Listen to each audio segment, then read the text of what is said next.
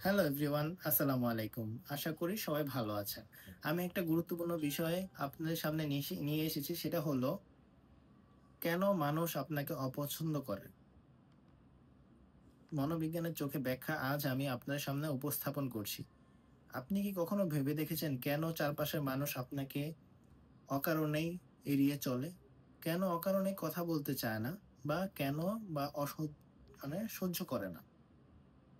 এর পেছনে কিন্তু মনোবিজ্ঞানের গভীর কারণ রয়েছে। তা কি আমরা কখনো ভেবে দেখেছি? চলুন দেরি না করে শুরু করা যাক।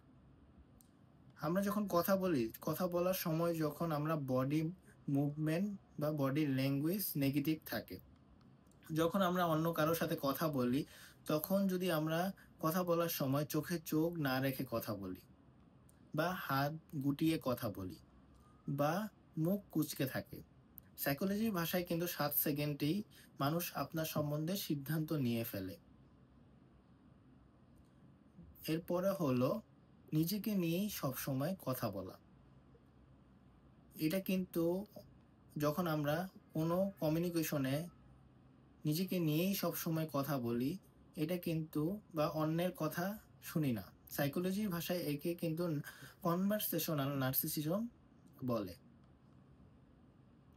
তারপরে হলো অতিরিক্ত সততা বা কটাক্ষ। অনেকে সোজাসাপটা কথা বলে। সবসময় মানে স্ট্রেইট ফরওয়ার্ড কথা বলতে পছন্দ করে। এটা কিন্তু গর্বের বিষয় নয়।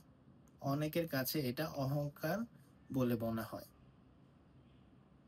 এরপরে হলো নেগেটিভ ভাইব দেখানো, নেগেটিভ এনার্জি ভাইব দেখানো।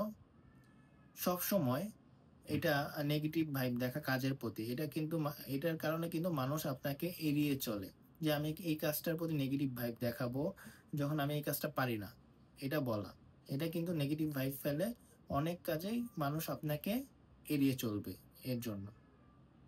এরপরে হলো নিজে সবসময় পরামর্শ দেওয়া।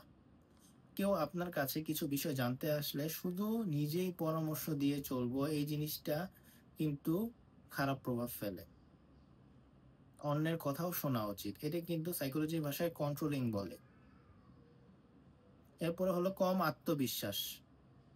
আপনি যদি নিজেকে ছোট করেন, অন্যরাও কিন্তু আপনাকে এড়িয়ে চলবে, এই চোখেই দেখবে, এই দৃষ্টিভঙ্গিতেই দেখবে।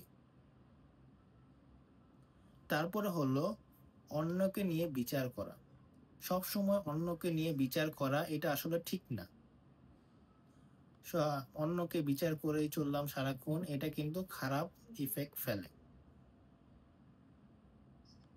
আশা করি যেগুলো বললাম পয়েন্টগুলো এগুলো বুঝতে পেরেছেন। এই কারণেই কিন্তু মানুষ আপনাকে অপছন্দ করেই চলছে।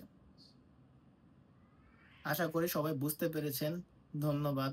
আসসালামু আলাইকুম। আর আমার চ্যানেলের পাশে থাকবেন সাবস্ক্রাইব করে। Thank you.